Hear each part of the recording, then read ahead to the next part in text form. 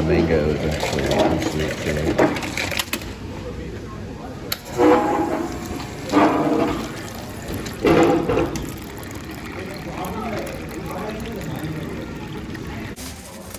Kind of wrap it with its own little bag here.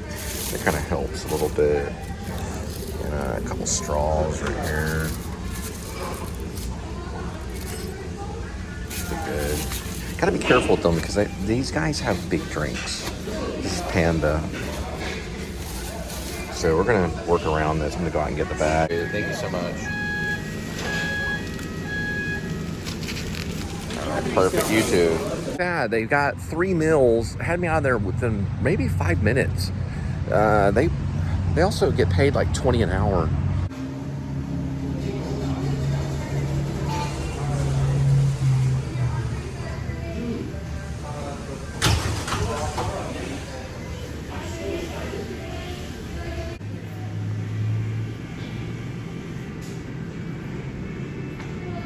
I got a little bit of a soy sauce and sweet and sour, just kind of top it off for the client.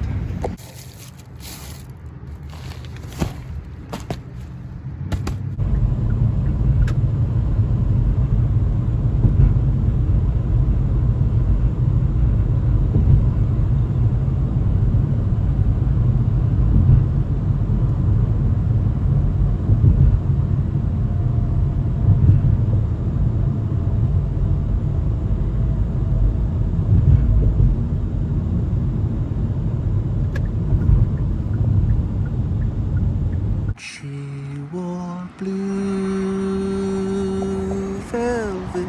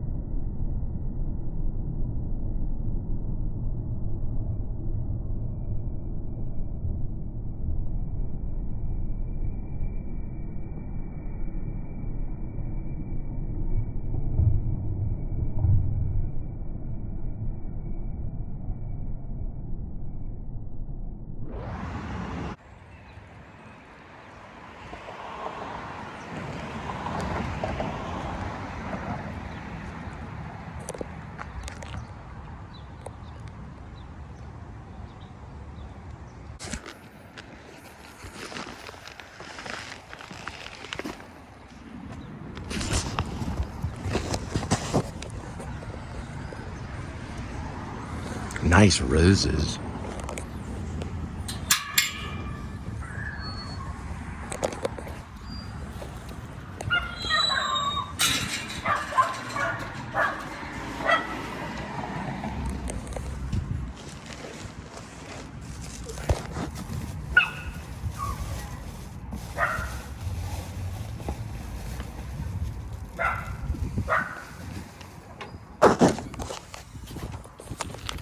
Hello. Hi. And we've got packets right here. Okay, stop. Thank you so much. Thank you. She wore blue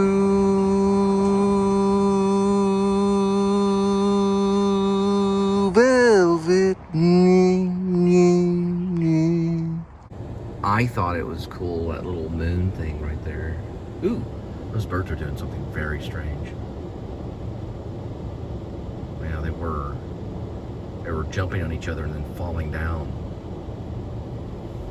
They call it the lovebird syndrome. And I call it she wore blue velvet. Green, green, green. It was blue. Cool trees. There's some blue bonnets, la la la, some pretty blue bonnets in the grass.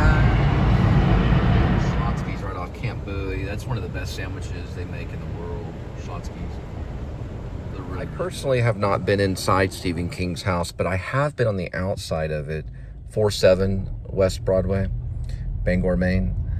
Now, very different weird experiences. I talk about the thunderstorm and me going through like this parallel universe street and ended up at Stephen King's gate.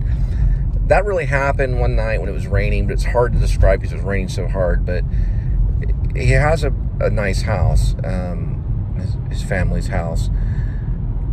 Now, of course, Jonah will be digging into the basement of that house. And I imagine when he goes through the basement, of course, late at night or whether they're on vacation. Now, this is, of course, Jonah's daydream while he's in the factory. He digs a tunnel in his head into Stephen King's basement. And I hear a grandfather clock. I could be wrong. I've never been inside, but I hear a grandfather clock made of wood. And for some reason, I don't know why, but I want to go upstairs to his writing room, which could easily be in the basement. The reason why is because I read an article one time when Stephen King was, like really at his height. They got himself a word processor. They call it a wang. True story. His wife used to say, yeah, he's upstairs banging on his wang. So that was something I heard. So anyway, you're talking about the word processor that he used to have. A very old word processor. It's like probably before Apple. Anyway, regardless. Stephen King, I picture his writing room on the second floor. And there's a wood floor and a panel that that Jonah, finds and loosens and then flips up. And when he flips it open, he looks in and there's the manuscript to the glass house. And it's, written, typed and everything. It's got the 3 little pegs in it. And I gotta go. He does get in his daydream, the tunnel that he builds in his head or that he digs in his head. And then he gets to his writing room eventually through the basement and the writing room. Okay, so he gets the glass house, right? So you see him get it and everything. Now, at the end of the story, he's driving away from Maine. So it ends with a phone call from Mom, and Mom's crying because he decided to leave Maine, or as he says in the book, escape from Maine. And right there in the back is a manuscript, but we don't see the titling of it. We don't know if it's the glass house or, the glass floor. Sorry about that. The glass floor. We don't know if it's the glass floor or if it's his manuscript, because we know eventually that Jonah is a writer. There's the river, the Trinity River. Now, Stephen King's trick is in reading, believe it or not. I know this because I've read about him. And his trick in writing is about reading. He reads quite a bit, obsessively. Probably broken some records. I've heard he reads up to 4 hours at one time, and then he'll write for 4 to 8 hours, depending on how much he wants to do it. And then he goes on walks. I know that for a fact because he almost got killed doing that by a van. Regardless, here's what I'm trying to say is Jonah does have a manuscript in the back of the car, and you see it on top of something, probably one of the cat carriers, because he doesn't take as much as when he leaves. He does take some things back to Texas, but not everything. Later in the story, Mom and Earl, in the story his name is Maynard, they go back to Texas to drop off his bookcase and to visit, and to drop off Mojo, because Mojo doesn't make the ride back, only Romeo does. Now, there is something I did record between Romeo and Mojo on the patio. There was a time when I let them out to kind of smell the air and kind of look at Maine, and they were both frightened when I let them out of the apartment, and then they turned on each other. There was a moment they had with each other. One started hissing at the other. Now, this is father and son. Romeo was the father and Mojo was the son cat. And they were just hissing at each other, making a call out saying, I'll make the journey back with Jonah. My name is Cole, but probably Romeo got that spot, and Romeo did. Original name of Romeo the cat is Rowdy. He was a very hyperactive kitten. And then his name became Romeo Spike Emerson III. I always give him like 3 names. Romeo the cat, that is. And he made it back with me. Now, in reality, what really happened was I was studying Stephen King's writing. I'm not going to lie. I was studying also Cormac McCarthy, too. I was just analyzing and studying. But when I drove back, I started listening to H.P. Lovecraft on my HTC. This like robotic voice that would read parts of H.P. Lovecraft. And I did listen to H.P. Lovecraft as I drove back and took a long drive down the country road. Now, whether I put that in the script, probably not. There's a lot I could put in the script, but then there's a lot I can't as well. I can't get everything, at least if it turned into a series. If it turned into a series, then I have tons of series to write, from riffing off the script and going beyond. Hair's getting long. Anyway, I don't know how much I'm going to show him leaving Maine. I don't think I really need to go beyond that on the first pilot episode, or whatever you want to call it, first film. Just show the fact that he left. He has a phone call with his mom. Mom cries, and he continues to go on. We don't know his future, but we know that he has a manuscript in the back, and Romeo is on the dash. So I like that. Maybe some music. And he finally leaves. Now, what's funny about the story, the humor, I meant 4 minutes, and the humor of the story is that he could always just leave Maine. He had no record. There was no reason for him to rather be there or to stay, really. You know, he was free to go at any time. But he did have to save up the money. So I did have to save up the money to leave. My mom and I made an agreement that if I went there, that I would have to buy my way back. I'd have to pay my way back. And I set aside $1,500 and went on that, $1,500 and left on that to start again in Texas, which is not a whole lot, but that's what I set aside. That's what took me the 17 months to save up, or actually 15 months of work to save up to be able to land correctly back in Texas. So I didn't leave immediately. I had to stay to save up money. So the escape from Maine is kind of a hyperbole, or it's an exaggeration. Although, let me tell you, when the snow gets going, you feel like you're escaping. The people that live there are brave. They're sacrificial, and they're brave for living in such harsh climates in the wintertime. But so are people in Alaska and other places in Canada. They just have a different feel about nature. Now, when going back to Stephen King, yes, Stephen King's secret is in the reading. And you can really get the taste of that when you read parts of Pet Sematary, because he has done research on other stories. And we don't know all the secrets of his trade, but we know that he reads and he finds ideas in other authors, even from some of his students. It's true. So he finds it in reading. Everybody has their secret to the trade.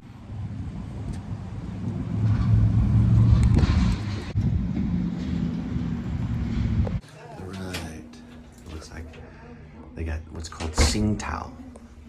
And this is their little restaurant here. It's really nice. It's been around since the 90s. It's an older Chinese Szechuan. But yeah, I told the guy there, it was really nice. The guy that was checking everything out. I told him about the show and everything. He seemed to be a really nice guy. And I think they got some egg rolls and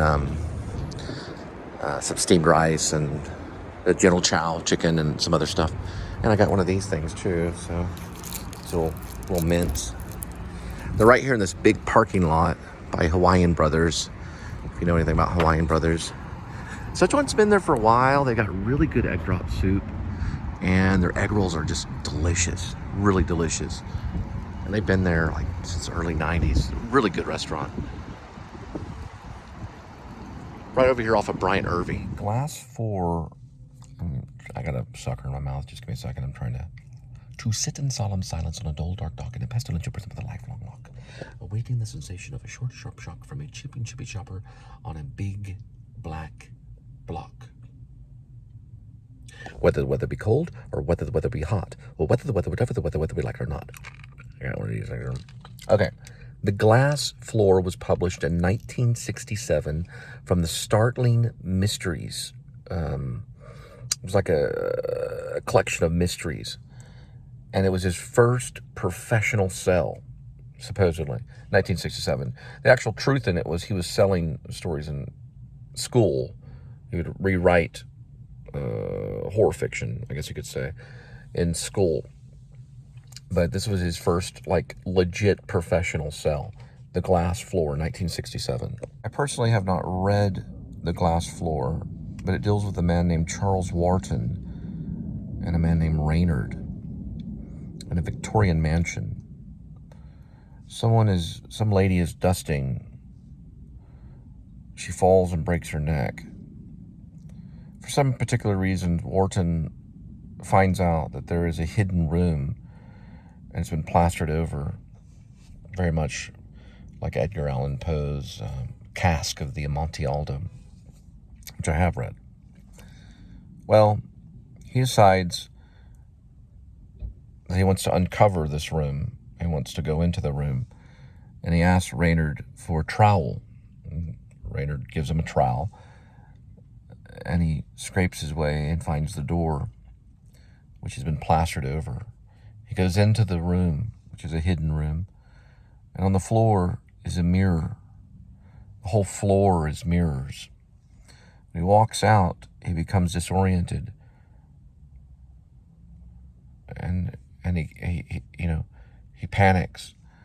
Well, Reynard finds him, and there's a pool of blood there, and he gets a pole hook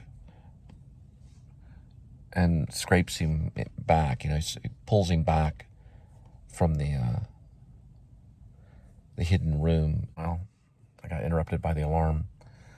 Regardless, when Reynard takes the pole hook and pulls him from the mirrored room, or the mirrored floor, known as the Glass Floor, he leaves blood, a scrape of blood on the floor and the ceiling.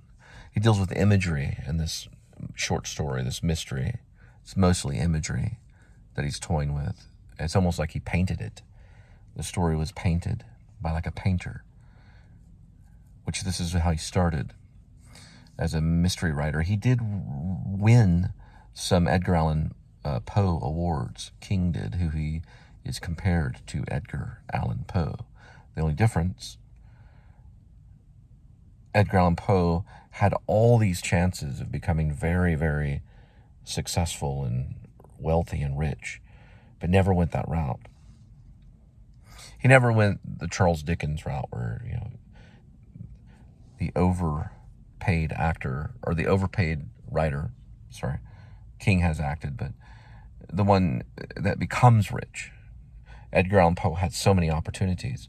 It just never happened to him for some reason. It was like he was cursed to be this poverty kind of thing. But he wrote The Raven and sold it. Anyway, I'm basically doing is comparing the story, The Glass Floor, with probably the Cask of Amontillado, is probably what it's mostly compared to. So in The Glass Floor, the idea behind some of plot points is that Charles Wharton, let me get to this. So Charles Wharton had a sister named Janine. She was married to a man named Reynard. Well, Janine was dusting something in some room and fell off something and broke her neck. And Charles Wharton goes to Reynard's Victorian mansion and wants to find out how it happened. That makes sense. So he wants to go through the step-by-step procedures. That's how he finds out through the housekeeper that there is a hidden room that's been plastered over because it's dangerous, because the floor has mirrors on the floor, thus the glass floor. Then he gets the trowel from Reynard because he protests and he wants to find out, and he scrapes the wall and finds the doorway that leads to the glass floor, which he becomes stuck on and disoriented. Charles Wharton dies. A pool of blood is left there. Reynard finds him, gets a pull hook, drags him off the mirrored floor, I guess back into the regular Victorian mansion, and notices there's a trail of blood on the floor and on the ceiling, and wonders, is this some weird room that you fall as you go into it? There's no proof of exactly how he died. Same with Janine. He doesn't answer all the questions. He leaves it as a mystery.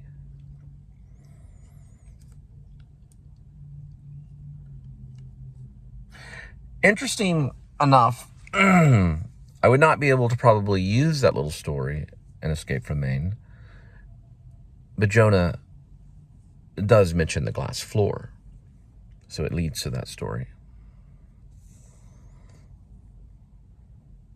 There is some similarities to what Jonah's doing in the glass floor. It's interesting because I haven't read it, not the glass floor.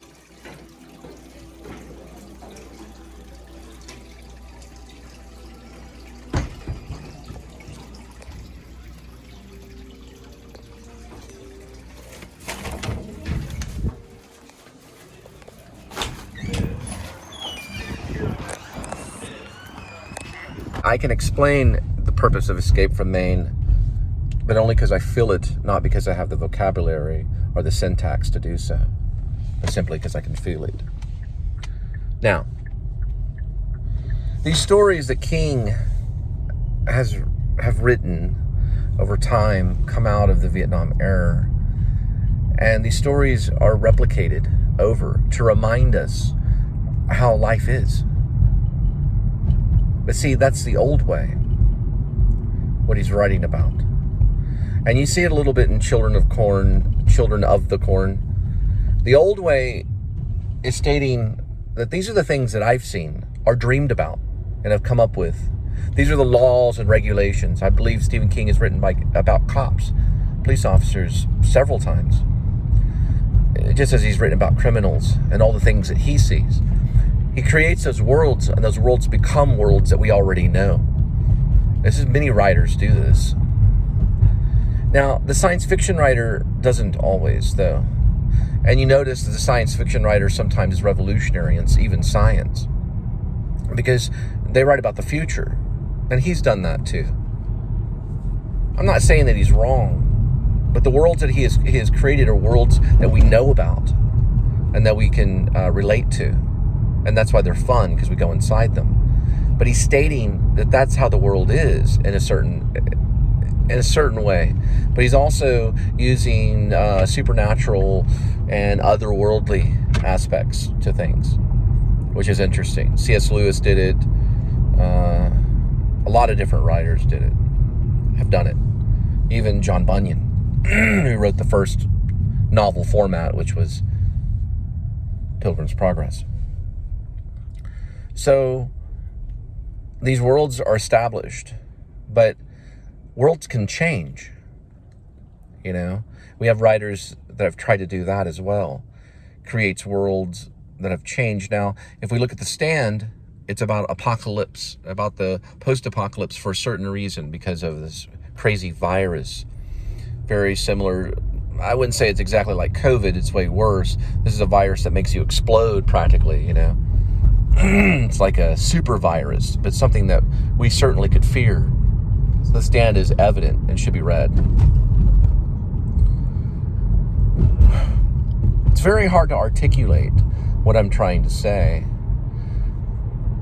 because it's more philosophy than it is a logical idea, not based in reason or irrationale, but based mostly in just a hunch. I guess a feeling is irrationale, because it's based in something that we feel, not something that we see in logic. But what I'm trying to say is that he has created worlds, even in the body and imagery, paintings you could even say, of how the world was once. But the world is changing, you know. I think in The Cell, when he wrote The Cell, he stated he'd never used a cell phone, things like that. So it's an older world, Stephen King's world. Of course it is, because he's an older gentleman, an older writer, an older way of thinking. I see it as kind of the old way, even though it seems very fresh and new. It's worlds that have been recreated over and over again, maybe 98 to 100 times, in different forms and fashion, with different dialogue, different characters, but coming from an error, coming from probably other things that he's read as well, which would still be the old way. Because anything that would be written down would, of course, be the old way. Now we get to the new. Was Jesus Christ a writer? He only wrote in the sand for a brief moment to help Mary before the Pharisees and Sadducees. He wrote it, it was read, it was understood, and it's no longer there. That's what Jesus did. So that, in a way, is the new way. I'm not saying what Jesus did is no longer there. That's not what I'm saying. We don't know what he wrote in the sand. Go ask any theologist. They'll have theories. Some will stand right by those theories. It doesn't tell us in the Bible. I think it says something he wrote in the sand, and they backed away. And then he drew a line, and then he said, in honoring this lady that was in trouble because she had broken some of the laws of the Pharisees and Sadducees by being like a woman of the night. And they were to stone her to death. So he drew the line, he wrote something, sand, and then we don't know what he wrote. But he did say something, he did speak. He said, if any of you have never sinned, then you be the first to cast that stone. And then they dropped the stones and they backed away. He had made his point right there under the sun. He did not need to write a long essay. He did not need 105 different books in different formats. Some do, but he didn't, because he was God and he knew the before and after. And he said, those that have never sinned, then you be the first to cast that stone. And no one did.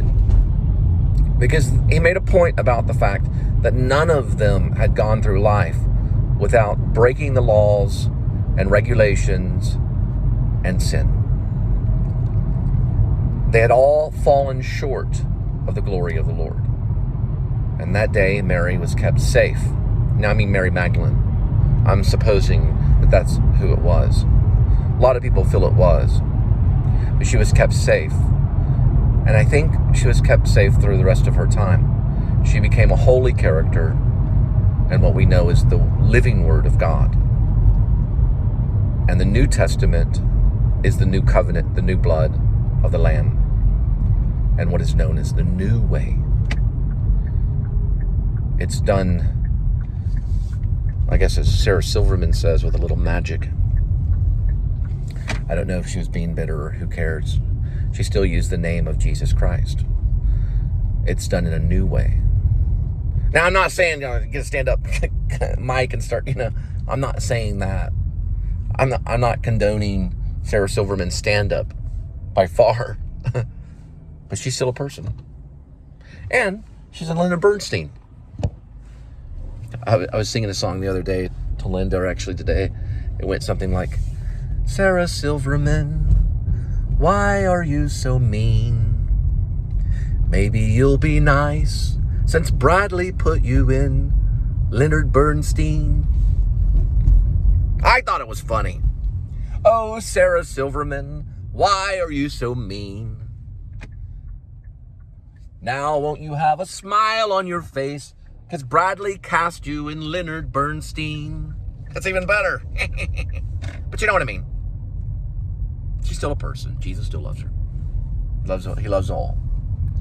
But you know what I mean. I'm not, she's a stand-up comedian. Man, she was something else when she was younger. See some old photos with her when she was hanging out with all the other stand-up comics.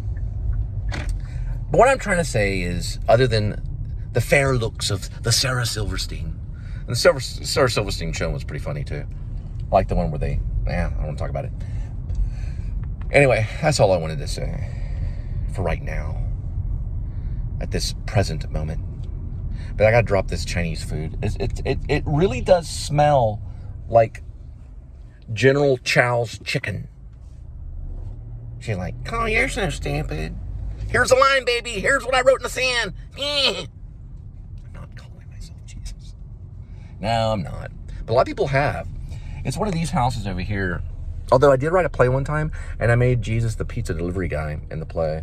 The play was called Xmas. If you can find that one, I will give you a pat on the back, because I have no idea where it's in. It's like a spiral somewhere. I'm going to drop it off at your doorstep.